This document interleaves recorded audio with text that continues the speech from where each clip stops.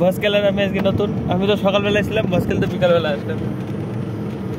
চলো গাইস এবার দেখি বাড়ি যেয়ে চান করতে হবে। চান দান কিছু হয়নি, 1:25 এখন যেই চান করতে করতে মানে এখন বাড়ি যেতে যেতে 2টো বেজে যাবে আরাম। So hello guys, welcome to my new blog.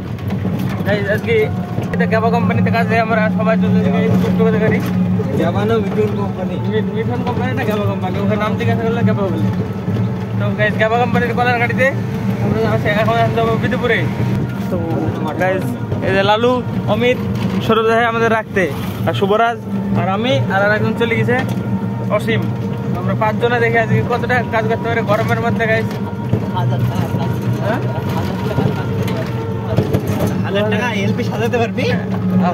সাজানো জানি না গাইস, আগে দেখি জমিতে যাই, আগে আনতে পারি নাকি দেখি গরমে।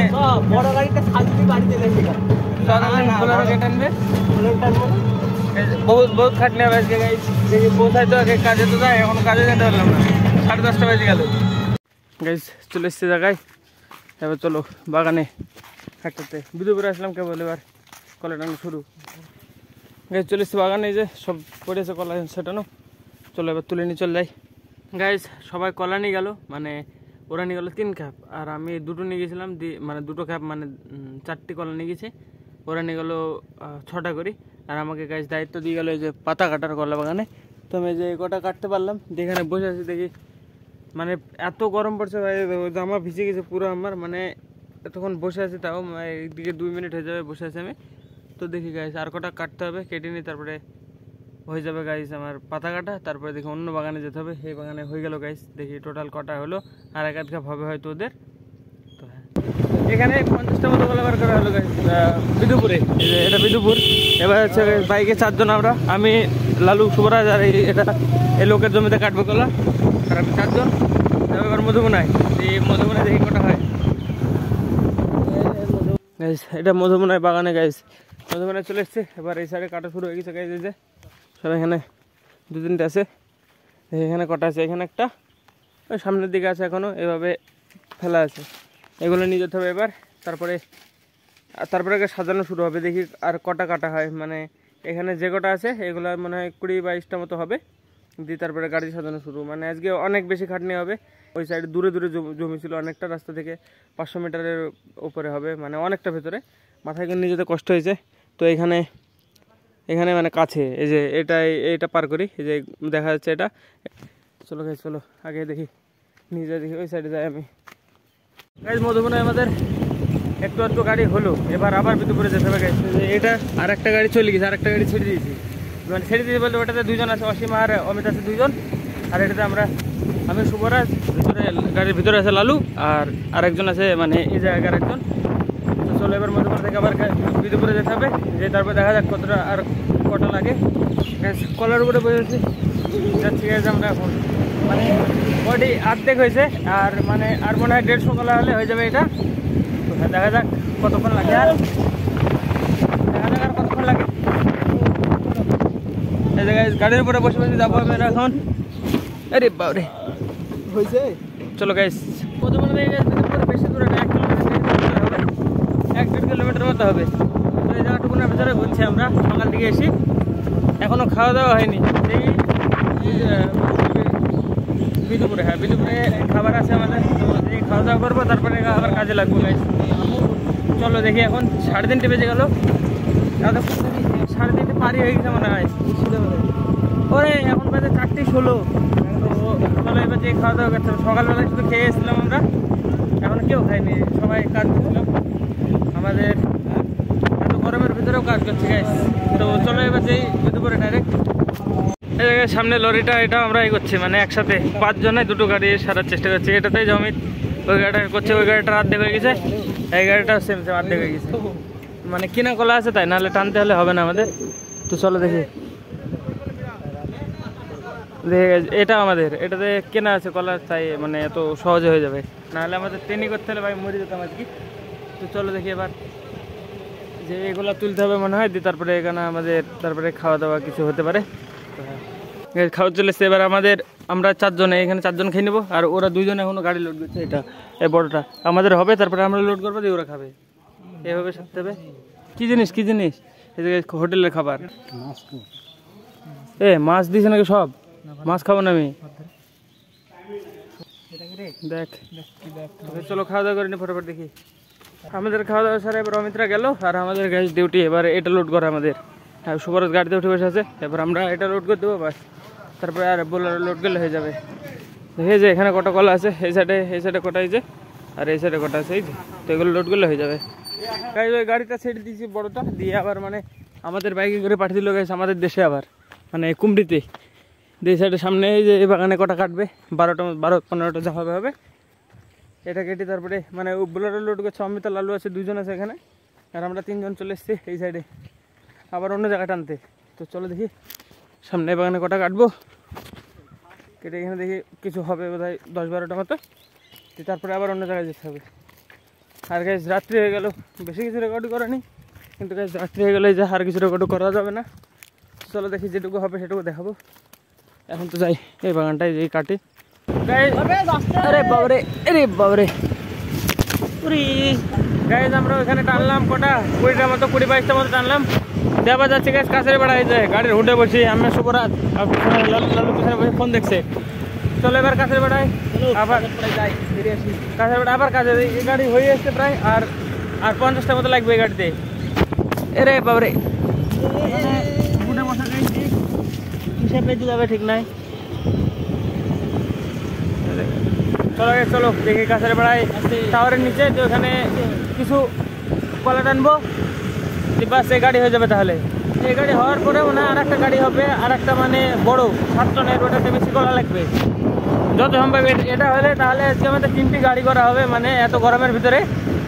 তো যাই হোক করা হয়ে গেল প্রায়। এখন রাত্রিবেলা অত গরম লাগছে না গাইজ, প্রচুর হাওয়া হচ্ছে, আর মানে ঠান্ডা লাগছে, হুডের উপরে ভালো লাগছে গাইজ। আর ফোনে বেশি চার্জও নাই। বর্ডার লাইটগুলো বর্ডার লাইট মানে আমাদের এখান থেকে বহুত কাছে বর্ডার। চলো গাইজ যে কাছের বর্ডার রাস্তা চলে এসছে, মানে আমাদের আজকে টোটাল জার্নি প্রায় 30-40 কিলোমিটারের উপরে হয়ে যাবে আমাদের জার্নি আজকে, মানে ঘোরা এই মানে কলা কাটার পিছনে। তো চলো দেখি এবার কোথায় এখানে কলা আছে, বাস ট্রেনে হয়ে যাবে গাইজ আমাদের এই গাড়ি লোড। এরপর আর একটা গাড়ি থাকতে পারে, গ্যারান্টি দিতে পারছি না, আছে মনে হয় আছে 7 টন, ওটা দেখা যাক। দেখা যায় এখানে অমিত চলে এসে গেছে বাইক নিয়ে, আর আমাদের গাড়ি আসলো তখন আমি কলা টানছিলাম, আর গেছে বাইক নিয়ে চলে এসছে অমিতরা। তো চলো এখান থেকে নামাও তো রিক্স রে।